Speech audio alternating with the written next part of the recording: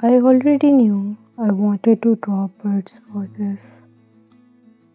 I just thought the process would go a certain way.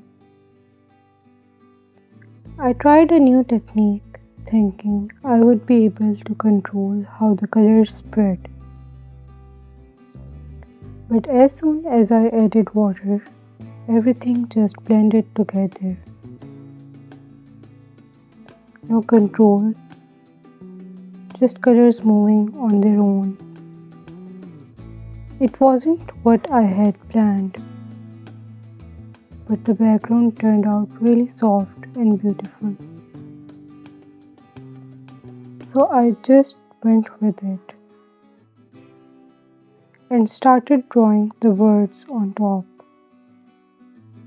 And honestly, that made it even more fun.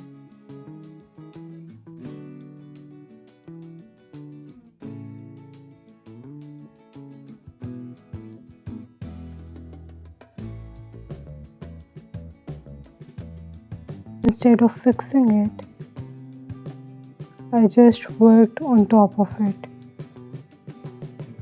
Added few simple lines, and these tiny birds came to life.